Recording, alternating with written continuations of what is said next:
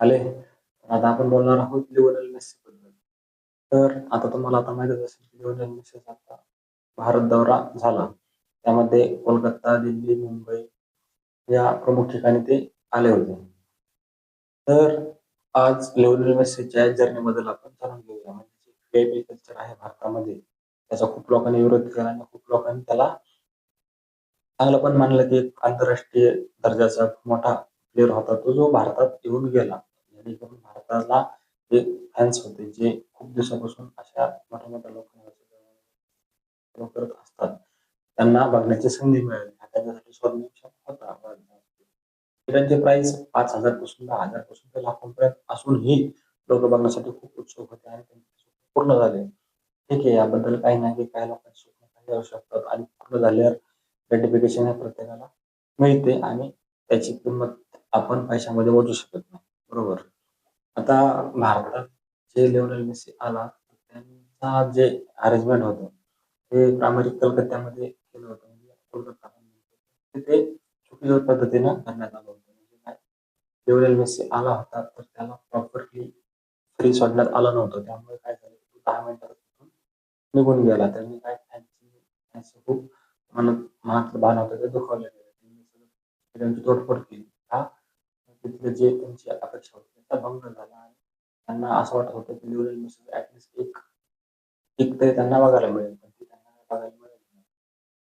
त्यामुळे काय झालं की लिओनेल मेसी आत येणं होतं पूर्णपणे चुकीचं असं समजण्यात आलं आणि फॅन्स नाराज झाले आणि कोलकाताच्या मॅनेजमेंटने पण काही चांगली भूमिका तिथे बजावली नाही. त्यानंतर मुंबईच्या जे मॅनेजमेंटचे स्टाफ होते त्यांनी गांभीर्याने दखल घेऊन प्रॉपर वेने मुंबईमध्ये त्यांची अरेंजमेंट केली. हैदराबादमध्ये पण सेम, त्याच्यानंतर हैदराबादमध्ये गेले होते, मुंबईत गेले होते, तिघांनी पण इफेक्टिव्हली त्या सर्व अरेंजमेंटचं कम्प्लिशन केलं.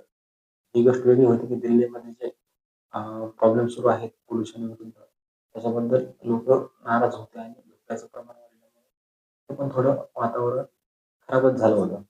ओव्हरऑल बघायला गेलं तर लिओनेल मेसीचा जो भारत दौरा होता तो यशस्वीपणे संपन्न झाला. विचार करण्याची गोष्ट ही आहे की एवढे लोक अजून पण आहेत का, की ते अशा लोकांना फक्त बघण्यासाठी आपल्या जवळचे 10,000, 12,000, 1,00,000 रुपये खर्च करतात. पैशाची किंमत फक्त एवढीच आहे का, की तुम्ही फक्त त्याला बघताय, लांबून बघताय आणि त्याच्यात तुम्ही एवढे पैसे दिले गेले पाहिजे. तर विषय हा होतो की खूप लोकांनी असं बोलले गेले की वेब कल्चर भारतात नसायला पाहिजे, बंद झालं पाहिजे, नसायला पाहिजे. पण मी तुम्हाला याच्या ओळख जाण्यासाठी एवढं घेऊन आलो आहे की ही गोष्ट घडतात का आणि वेब कल्चर बंद होणार आहे का, ते होऊ शकते का?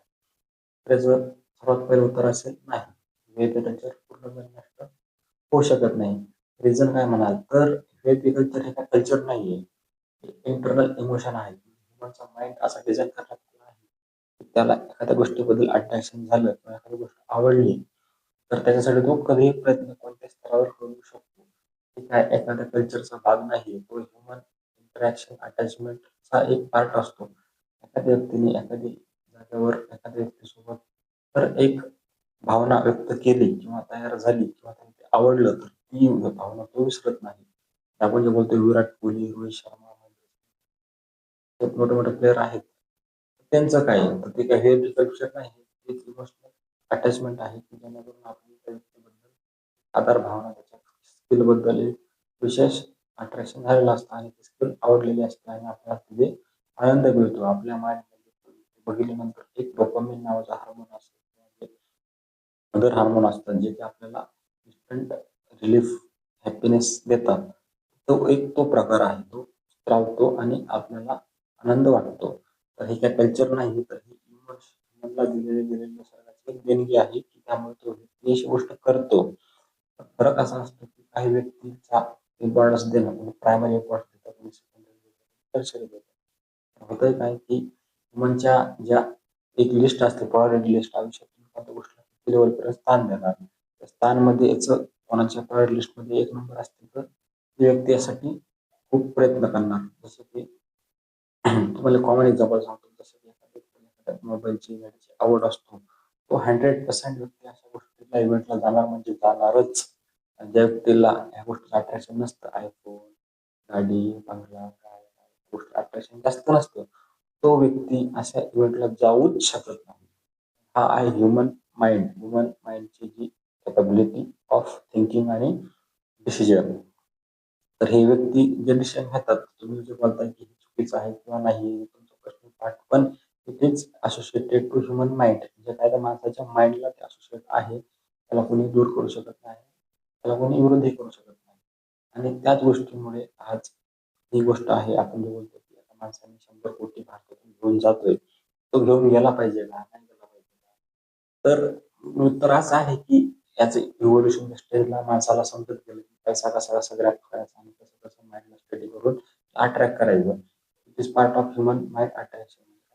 अट्रॅक्शन घेऊन व्यक्तीने पैसे गोळा केले आहेत. म्हणजे आज व्यक्ती कसा पण असून तुमच्या जो इन्कम मंथली तुम्ही जी सॅलरी कमवता त्यामधली किती सॅलरी तो तुमच्या माइंडला खुश करून घेऊ शकतो, हे डिपेंड करते तुमच्या माइंडला तुम्ही कसं ट्रेन केलं गेलं आहे. म्हणजे काय, आज जर तुमचा माइंड एकदम रिटर्न आहे, सोर्स ऑफ अट्रॅक्शन डोपामिन त्याच्या माइंडमध्ये जर कोणाचा तरी लक्झरी बघूनच होत असेल, तर खूप मोठी प्रॉब्लेम आहे की तुम्ही तुमच्या इन्कमचा मेजर पार्ट हा त्या गोष्टीकडे डायव्हर्ट करू शकता. म्हणजे काय, येणाऱ्या काळामध्ये तुमची इन्कम कुठे जाणार आहे, कुठे जाणार आहे किंवा कुठे ट्रान्सफर होणार आहे, आणि तुमच्या माइंडमध्ये जे हार्मोनचं जे सिक्रेशन आहे डोपामिनचं, ते कसं होणार, काय होणार, तुमच्यावर डिपेंड आहे. तुम्ही तुमच्या माइंडला कसं ट्रेन केलं आहे आणि तुम्ही कसं अट्रॅक्ट, तुमचा माइंड कुठे अट्रॅक्ट होतो तिथून तुमची इन्कम जाणार आहे. त्याच बघायला गेलं तर निश्चित असं असं म्हटलं जातं की 100 करोड घेतले आहेत, ते कोणाचे पैसे गेले आहेत की ज्या माणसाला मेस्सी बघून एक आनंदाची अनुभूती झाली, त्यांनी 5,000 10,000 तिकीट खरेदी केले, त्या माणसाचं पैसे कमिशन काय मला ते त्या माणसाकडे गेलं आहे, पण तुमच्या मंथली इन्कम मधला तेवढा पोर्शन त्यामध्ये गेला आहे. असं पण असू शकतं की कोणत्या माणसाला तेवढंच हार्मोन, तेवढीच हॅपीनेस एका दुसऱ्या इव्हेंट मधून टीव्हीवर बघून पण भेटू शकते. It is part of your mental emotions. मला सांगायचं तात्पर्य हेच होतं की हे जे डिबेट चालू आहे व्हीआयपी कल्चर भारतामध्ये चालू आहे, असं करतात तसं करतात, असं काही नसून it is part of human माइंडचं विचार करण्याची क्षमता, इट इज प्रायोरिटी लिस्ट. तर तुम्हाला यातून शिकण्यासारखं काय आहे, तर तुम्ही तुमच्या माइंडला आता पण ट्रेन करू शकता की तुम्हाला कोणत्या गोष्टीने तुमच्यामध्ये पॉझिटिव्ह हार्मोन सिक्रेट होतात. जर तुम्हाला अजून चांगलं फ्युचर जगायचं असेल तर तुम्ही तुमच्या माइंडला पॉझिटिव्ह हार्मोन देण्याचा प्रयत्न करा, कमी पैशामध्ये, कमी खर्चामध्ये आणि कमी लक्झरी लाईफमध्ये. तुम्ही तुमच्या माइंडला एकदम बेस्ट हार्मोन, डोपामिन वगैरे बेस्ट ठेवण्याचा प्रयत्न करा. तुम्ही तुमचे पैसे सेव्ह करताल आणि त्याला एकदम बेस्ट वेने घडवू शकाल. मला वाटतं की हे जे लेक्चर होते प्रत्येकाने ऐकलंच पाहिजे. माझं लेक्चर नव्हतं, हे माझे इन्साइट होते, पण हे जर तुम्ही थोडे जरी फॉलो केले, मी तुम्हाला 100% गॅरंटी देतो की तुमची लाईफ 100% ट्रान्सफॉर्म होईल, म्हणजे होईलच. ही गोष्ट खूप कठीण आहे, पण ज्याने फॉलो केली त्याची लाईफ 100% ट्रान्सफॉर्म होणारच. धन्यवाद.